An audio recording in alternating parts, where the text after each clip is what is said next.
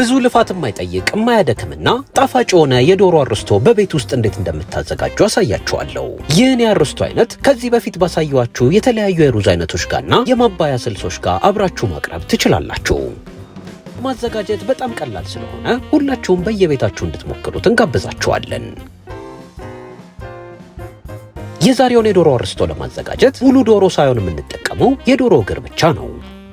ነገር ግን እናንተ ከፈለጋችሁ ሙሉ ዶሮ በመጠቀም ካልሆነ ደግሞ የዶሮ ታፋ በመጠቀም ማዘጋጀት ትችላላችሁ። አስቀድማችሁ ያዘጋጃችሁትን የዶሮ እግር በሚገባ ታጸዳላችሁ። የዶሮውን ቆዳ እየከፈታችሁ ውስጡ የሚገኘውን ተጨማሪና አላስፈላጊ ጮማ በእጃችሁ ነጥላችሁ ታውጣላችሁ። ዶሮ ሲታጠብ የባክቴሪያ መጠኑ ይጨምራል፣ እንዲሁም የምንሰራበትን ቦታ ያቆሽሽብናል ለምትሉ ዶሮውን ሳታጥቡ ማዘጋጀት ትችላላችሁ። ነገር ግን እኛ በለመድነው መሰረት ዶሮውን በሚገባ አጥበን እናዘጋጃለን። ዶሮ ላይ የሚገኘውን ተጨማሪ ጮማ መመገብ ከፈለጋችሁ ሳታውጡ መመገብ ትችላላችሁ። በተጨማሪ ዶሮውን ስታጥቡ ዶሮ እግሩ ሲሰነጠቅ የሚቀር አጥንት ሊኖር ስለሚችል አጥንቶቹ ጋር የሚገኘውን የተሸራረፉ ትንንሽ አጥንቶች ነጥላችሁ ማውጣት ይኖርባችኋል።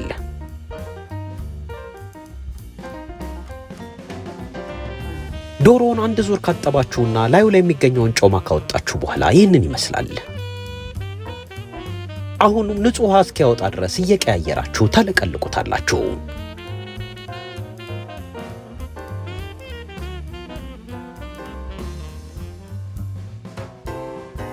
የዶሮ እግሩን 2 ጊዜ ካለቀለኩት በኋላ ይህንን ይመስላል። ምስሉ ላይ እንደምትመለከቱት አጥንቱ ዳር ጋር የሚገኘው ደም እንዲሁም ተጨማሪ ጮማ ሙልጭ ብሎ ወጥቶልኛል።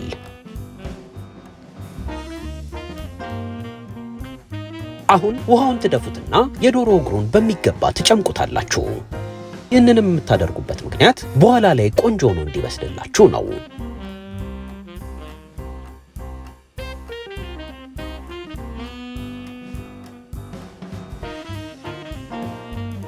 ዶሮ በሚገባ ከተጨመቀ በኋላ ይህንን ይመስላል። አሁን የመጋገሪያ ትሪያችሁን ታዘጋጁና ዶሮውን በቆንጆ መልኩ ትቀመሙታላችሁ።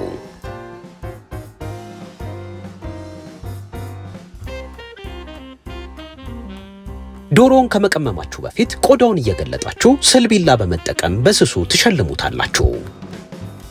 የዶሮ ስጋውን የምትሸልሙበት ምክንያት የመጀመሪያው ቆንጆ ሆኖ እንዲበስልላችሁና ሁለተኛው ደግሞ የምትጨምሩት ቅመም ውስጥ ድረስ ገብቶ ቆንጆ ጣዕም እንዲሰጥላችሁ ነው። ታዲያ ዶሮውን ስትሸልሙት ውስጥ ድረስ አጥንት ውስጥ እየገባችሁ መሸለም የለባችሁም። ከላይ ብቻ በስሱ ከሸለማችሁት በቂ ነው። አጥንቱ ድረስ ገብታችሁ ከሸለማችሁት በኋላ ላይ ሲበስል ሊበተንባችሁ ይችላል። ዶሮውን ለመቀመም 1 የሾርባ ማንኪያ የገበታ ቂቤ፣ 3 የሾርባ ማንኪያ የምግብ ዘይት፣ 1 የሻይ ማንኪያ ጥቁር ቁንዶ በርበሬ፣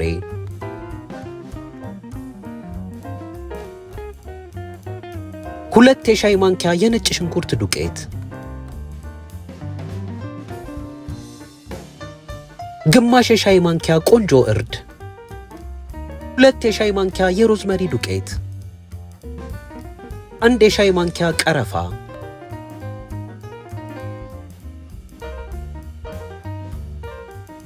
እና ትንሽ ከሙን ከላይ ትጨምራላችሁ። የማጣፈጫ ቅመሞቹን ከጨመራችሁ በኋላ እጃችሁን በሚገባ ታጥባችሁ ዶሮ ሙሉ ለሙሉ በቅመሙ እስኪሸፈን ድረስ ትቀላቅሉታላችሁ። እዚህ ጋር ከእጃችን ይልቅ ጓንት መጠቀም እንፈልጋለን ካላችሁ ጓንቱን መጠቀም ትችላላችሁ። ነገር ግን እጃችሁን በሚገባ የመታጠብ ልምዱ ካላችሁ በእጃችሁ መቀላቀል ትችላላችሁ። ቅመሙን በከፊል ከቀላቀላችሁት በኋላ የምትፈልጉትን ያህል ጨው ከላይ ጨምራችሁ መቀላቀላችሁን ትቀጥላላችሁ። ዶሮውን ለመቀመም የተጠቀምኳቸውን እያንዳንዱን ቅመሞች ከዚህ በፊት በመለኛ ገጽ ስላሳየናችሁ ሩቅ ሳትሄዱ እያንዳንዱን የቅመም አሰራር በቤት ውስጥ እንዴት ማዘጋጀት እንዳለባችሁ ትምህርታዊ ቪዲዮ እዚሁ ገጻችን ላይ ታገኛላችሁ።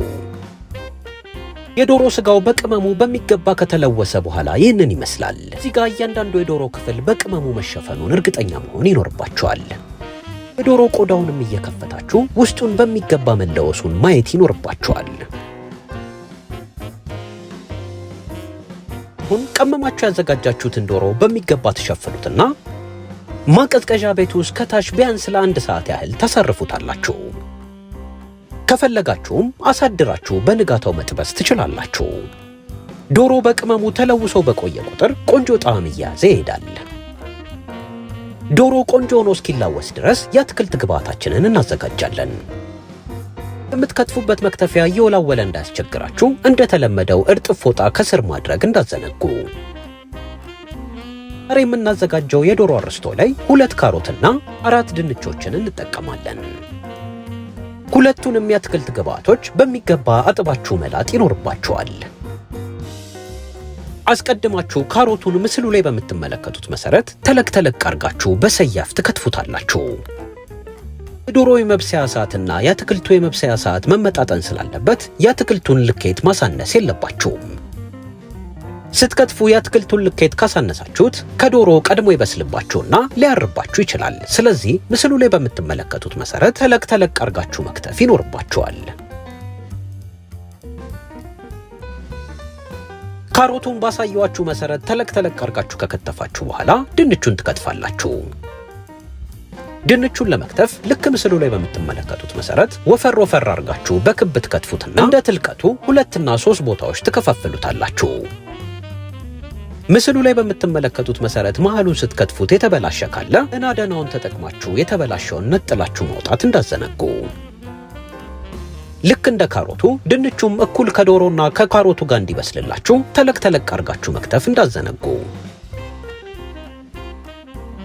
የመለኛን የተለያዩ የምግብ ግብአቶች ማዘዝ ለምትፈልጉ የመለኛ ተከታታዮች እንደተለመደው የኢንስታግራም ገጻችን ላይ መልእክት በመላክ ማዘዝ ትችላላችሁ። የማረቆ በርበሬ፣ የቡላ ዱቄት፣ የገንፎ እህል፣ የአጥሚት እህል፣ የአተርና የሽምብራ ሽሮዎች፣ የማቁላያ፣ የመከለሻ፣ ያልጫ ቅመም፣ ሚጥሚጣ፣ በሶና የተነጠረ ለጋ ቅቤ በቆንጆ መልኩ አዘጋጅተን ለሽያጭ አቅርበናል።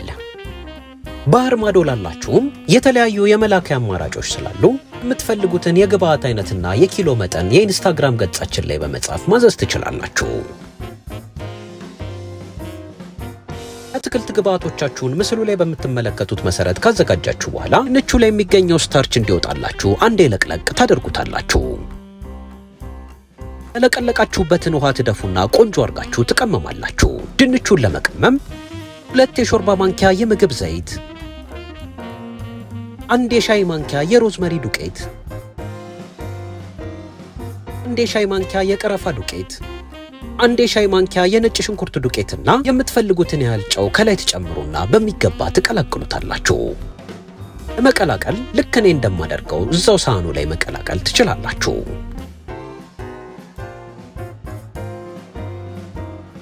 ካሮትና ድንቹ በሚገባ ከተቀላቀለ በኋላ ይህንን ይመስላል። ማቀዝቀዣ ቤት ውስጥ እንዲላወስ ያሳረፍኩት ዶሮ 1 ሰዓት ያህል ካረፈ በኋላ ይህንን ይመስላል።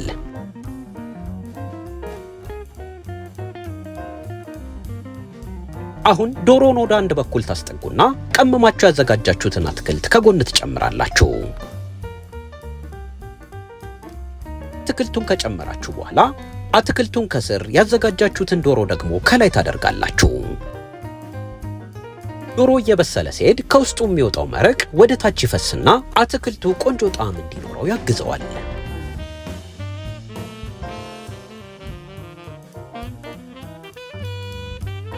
አትክልቱን ከስር ዶሮውን ከላይ ካረጋችሁ በኋላ 1 የሎሚ ጭማቂ ከላይ ትጨምቁበታላችሁ።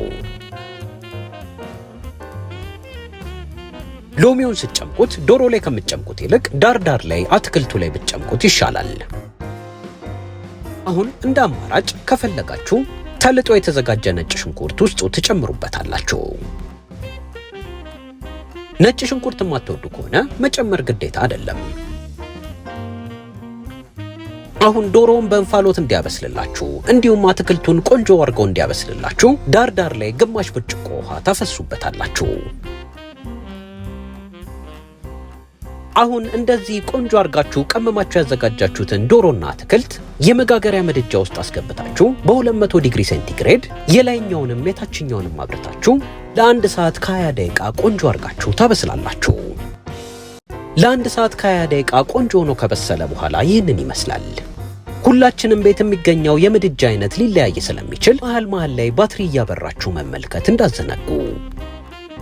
እኔ በ200 ዲግሪ ለ1 ሰዓት ከ20 ደቂቃ ካበሰልኩት በኋላ እንዲህ ቆንጆ ሆኖ በስሎልኛል። ሲታይ እንዲያምር ከላይ የሮዝመሪ ቅጠል ጣል ጣል ታደርጉበታላችሁ። እንደ አማራጭ የሾርባ ቅጠል አድቅቃችሁ ከትፋችሁ ከላይ ማድረግ ትችላላችሁ። ከዛሬ የዶሮ አርስቶ ጋር እንደማባያ እንዲሆነኝ ቆንጆ ቂጣ አቅርቤያለሁ። ይህን ቂጣ ከዚህ በፊት በገጻችን ስላሳየን ሩቅ ሳትሄዱ እዚሁ መጎብኘት ትችላላችሁ። ከቂጣው በተጨማሪ ቆንጆ ማባያ እንዲሆነን ይህን የመሰለ ጣፋጭ ሩዝ አዘጋጅተናል።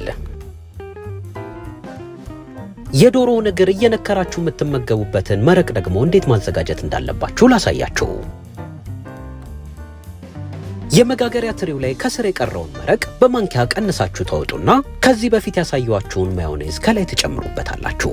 ማዮኔዙ በተጨማሪ እርጎ ታደርጉበታላችሁ። መረቁን ከማዮኔዝና ከእርጎ ጋር በሚገባ ከቀላቀላችሁት በኋላ ትንሽ ቃጠል እንዲያደርግ ከዚህ በፊት ያሳየኋችሁን የቀይ ቃሪያ ዱቄት ታደርጉበታላችሁ። ቀምሳችሁም ጨው ከሌለው ተጨማሪ ጨው ማድረግ ትችላላችሁ። የዛሬውን የመለኛ ቪዲዮ እዚህ ድረስ ከተከታተላችሁ የት አካባቢ ሆናችሁ እንደምትመለከቱን አስተያየት መጻፊያው ላይ ጻፉልን። በቀጣይ ሌላ እንድናሳያችሁ የምትፈልጉት ማንኛውም የምግብ እንዲሁም የመጠጥ አይነት ካለ እንደተለመደው አስተያየት መጻፊያው ላይ ጻፉልን። የዛሬውን ቪዲዮ ስለተከታተላችሁ ከልብ እናመሰግናለን።